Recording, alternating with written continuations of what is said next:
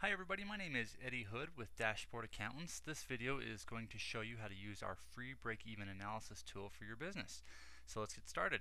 There are several sections on the spreadsheet here. This first box is the most important probably. This is the instructions. So if you get lost, just follow the instructions there.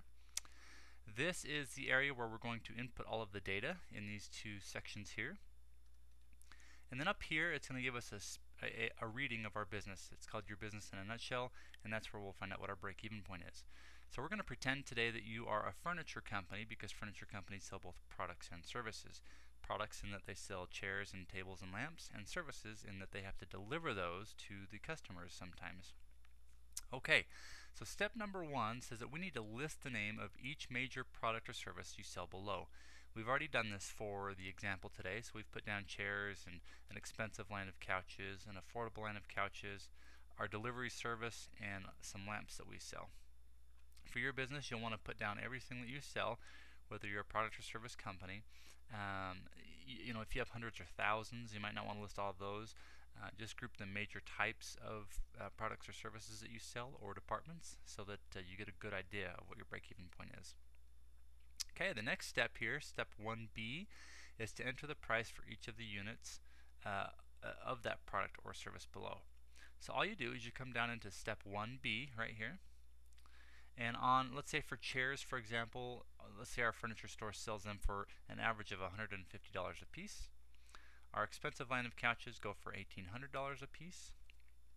The affordable line at $750 a piece. Let's say every time we deliver product to our customers, we charge a flat fee of $150, and the lamps go for an average of $80 a piece. Okay, the next step, step 1C, says to enter the variable cost of each product or service below. Examples are the cost of the product itself, the direct cost of labor to build the product or provide the service, etc. So again, these are just the costs of the product or the cost of the labor and materials required to provide that service or product. So if we go to step 1C, we're gonna go here and start typing our costs. For example, if we sell every chair for $150, let's say we buy them each for $75. Our expensive line of couches, each one of those costs us maybe $800. The affordable line of couches, let's say those are $300. Every time we do the delivery, we've got to now, our costs are the time of the delivery driver, his wage or her wage to pay to go out there and deliver it, and also the fuel for the truck. So let's say that costs us a flat rate of roughly $60 for time and expense. And the lamps cost us $25 a piece. Okay? The next step, step 1D, is we need to enter our best estimate of how many units we sell in 1 month of each product or service. So if you've got some history behind you, this is much more helpful, but if you're a new business, you're going to have to use your best guess or forecast. Assuming we have some history, we could look back in the records and see that we sell roughly 200 chairs a month maybe. We sell 15 expensive line couches once a month. Out of the affordable line of couches, we sell maybe 40 of those. We do 25 deliveries a month. And let's say we sell 300 lamps. Those are really popular. And you'll notice that these fields here begin calculating for us. These are going to be used to help create your break-even point for you. And also these fields up here. You don't want to touch any of these fields. They are formula driven. So they'll give you the correct number. Okay. Step number 2 is to list out your fixed expenses. These are the costs you have to pay for regardless of selling your products or services. Examples would be rent, utilities, loan payments, administrative salaries, etc. You do that over here in step number 2, right here. So you'll want to list out each type of overhead that you have, and I've put a few here as an example. You may or may not have more or less than these, but this is definitely not an exhaustive list of types of overhead that a business might have. Let's say rent each month is $1,000 for our business. Let's say the administrative payroll is $10,000, and that would be the cost of your staff to process orders or to answer the phones, and your wage would be in here as the business owner, those kinds of things. Any wage that is not directly tied to providing the product or service. Okay, The utilities, let's say we pay $12.50 a month for our utilities. Marketing. Now marketing is an expense that it's not necessarily a fixed expense because you don't have to pay it. You can turn that one on and off. We do consult with our clients though and advise them to set aside a consistent monthly marketing budget so that their business continues to grow. So we always put it in the break-even analysis so that you know that by selling X number of dollars you can fuel more marketing costs down the road. Let's say you're putting $2,000 a month into marketing. You have a business loan where you have to pay $750 a month. Property taxes, let's say that's $150 a month. And we're going to leave this next one blank here for a minute, this marketing person, and you'll see why in just a second. Okay. When you come up here now, we're going to see some information. The section that says your business in a nutshell. It's telling us that our estimated monthly revenues, based off of what we've put into the system so far, are a little over $114,000. Our estimated monthly cost of goods, which were the costs of the product and the labor, are $48,000 a month. Our estimated gross profit is $66,750, and this is just the profit after we sell the product. This is the profit of after we've paid for it to provide that to the customer. That is not the net profit. In other words, we haven't yet paid for our overhead, our rents and our utilities and those kinds of things. Okay, the next number down is called our gross margin, and this is a really important figure for business owners to understand. Gross margin simply tells you how profitable your business is before you have to pay for your overhead. It takes into account what you sell, the price that you sell it for, the cost that you paid for it, and it tells you whether you're getting enough markup on your product or service. So for this business, the gross margin is 58%. The higher that number is, the better. One way to look at this is to say for every dollar you sell in your product or service, you get to keep 58 cents of that dollar to pay for overhead and reinvest back into the business. Okay, so we want it to be as high as possible.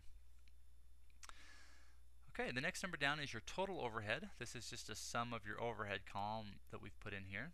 So this particular business has a little over $15,000 in overhead. And you can see that it's calculated our break-even point for us at a little over $26,000.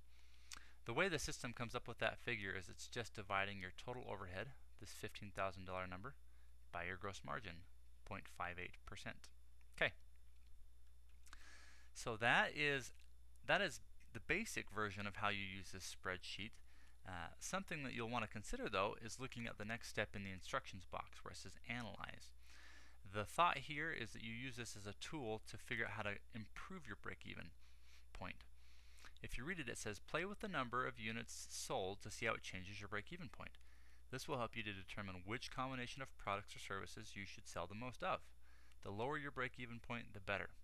So the thought here is that all of the products that you're selling, some are more profitable than others, and it makes sense to sell more types of product than it does other types of product. And sometimes you don't know how that's going to affect your break-even point until you use a spreadsheet like this.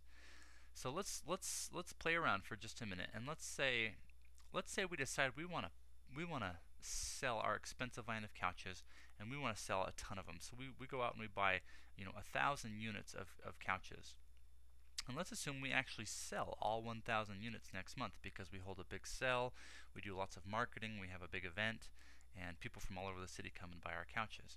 Well, if I change this $15 number, or this 15 units here to 1,000, I want to see what that does to my break-even point before I go and hold this event, because if it's going to increase my break-even point, I don't want to do it. But if it's going to decrease my break-even point, it's something to consider. So let's put 1,000 units in, and our break-even point actually went up from 26,000 to 27,000. And you would think that by selling more units of an expensive line of couches, that would be a good thing for your business. Yes, it's going to bring in more cash, but you're going to have more costs going out, and you've actually made it a little bit harder to pay for your overhead that month. So that would not be, generally speaking, a good idea to do. Let's put this back to 15 units, and let's try it with our affordable line of couches. Let's have all of the same assumptions, but let's change the 40 to 1,000, and let's see if that increases or decreases our break-even point. Okay. So our break-even point went down by doing that one.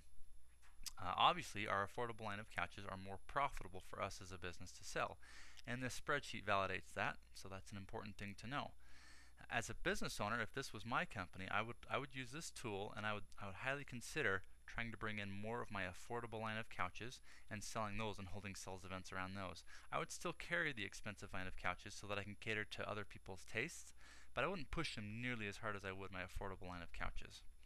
So that's one way to use this tool to try and get what's called your product mix to the most optimal level of sales. And this is your product mix right here. How you sell and how much you sell of each type of product. And you want to get that mix right. And of course you can't control it, but you can definitely influence it by promoting certain types of product lines over others, or holding certain types of sales or marketing campaigns. The last thing I wanted to talk about was your overhead and how your overhead affects your break-even point.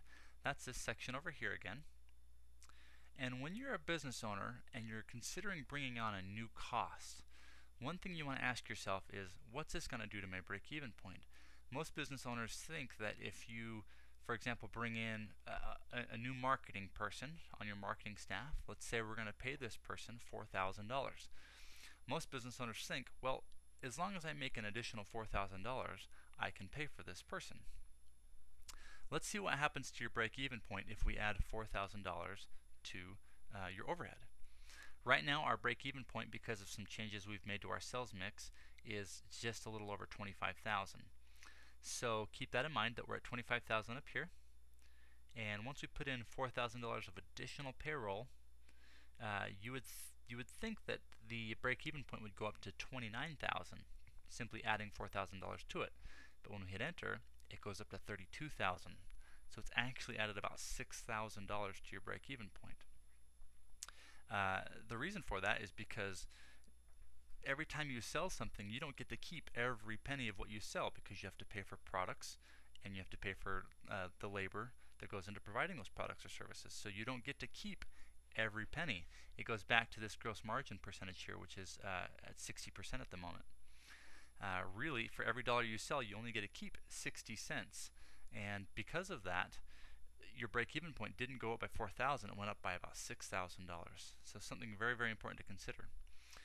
I hope this has helped you guys understand how to use the break-even tool. Again, my name is Eddie, and I'm with a company called Dashboard Accountants. We're a nationwide bookkeeping, payroll, CFO services, and tax firm for businesses throughout the nation, like I said. If you have any questions about this spreadsheet, feel free to call us. We'd be happy to help you through it and get a chance to meet you. Thanks, and have a great day, everybody.